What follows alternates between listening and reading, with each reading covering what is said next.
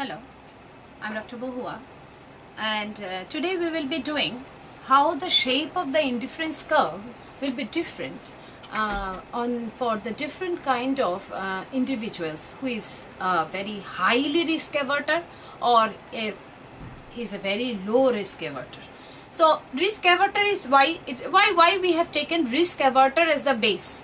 Because you know, when we are talking about the payment of for avoiding risk, it is something which obviously will be coming under the subject of risk averter. It cannot come under the subject of risk lover, because risk lover already loves risk and he will not pay anything to be on indifferent between risky and non-risky. So that's why this, to make it clear that this all subject matter will all move around the risk averter. Now the question is this: X might be somebody who is a very strong risk averter, that is, he wants to play very safe, that he is ready to pay very high amount of premium than to become an indifferent between risky and riskless. So his standard deviation, that is the deviation from his his expected income to be is very high, because he wants that's why he wants to settle down by paying it with a high premium. But on the other hand, who is a very low risk, he's a risk averter, but he wants to pay safe, but he's okay with a good amount of risk. It's not that we get 100% somebody a risk averter or 100% a risk lever. It's always something which we get in between. So that's why it's a utility curve shape will be accordingly different. And so, because when an indifferent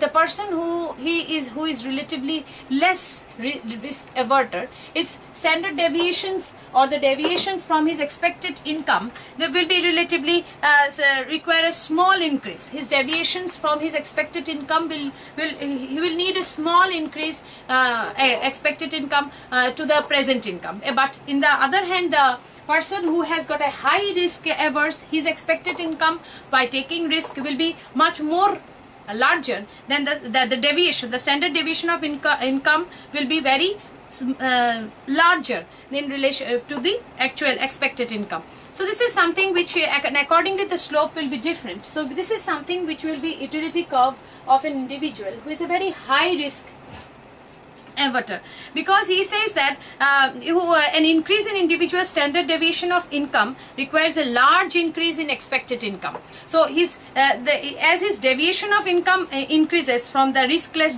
job to risky job, so that's why he needs his increase in his expected income also very much higher in relative to the one who is a risk lover.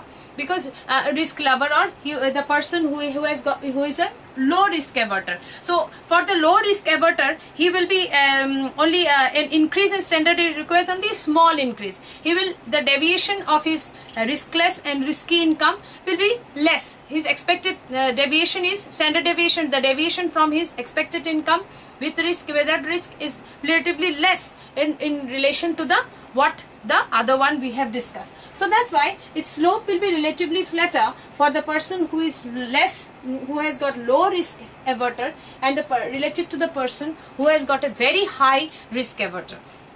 So that's what we get a different way kind of, and it depends upon the variability or the standard deviation. Increase in the standard deviation of income requires only a small increase in expected income if he or she has to remain equally well off. So with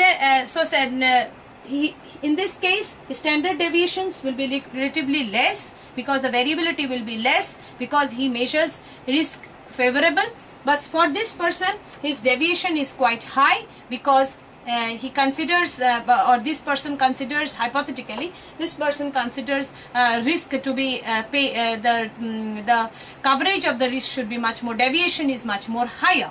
So that's why deviation of requires much higher rather than the relative to the expected income to keep him on the same equally well off. So this is something which we just as a whole we discuss how the ICs or the indifference curves are different, or the different slopes with the different in the expected income, and how they perceive the risk. So high risk averter and the low risk averter. So this is something which we have discussed. Now next section, the subject matter of our discussion is this. We understand that there is a risk. So in everywhere whether you invest money or you start a business or you save money in different different areas. Suppose you buy stock, you buy shares, or you invest in treasury bills or whatever. There is in some section there are risk, and there in some section there are no risk. But now we are only discussing that the income which is generated by taking risk. Now we understand that with risk, there in everywhere, wherever we have to generate an additional income, we need to take risk. But there must be strategies, there must be process, there must be sources through which we can reduce risk. It is not that we love to take, nobody will like to have that I invest 50 lakhs and let the 50 lakh go. But nobody will like it. That is not at all economical, and it is not an optimality. So that's why we have to know the process and the ways and the methodology by which we can minimize the amount of risk and we get the highest benefit or the outcome. So for this, we have to understand what is the process or what is the methodology by which we can reduce or we can convert our risk to a steady income, or by or how we can, what are the strategies by which we can reduce risk. So this is our subject matter. So the first methodology by which we can reduce our risk is the diversification.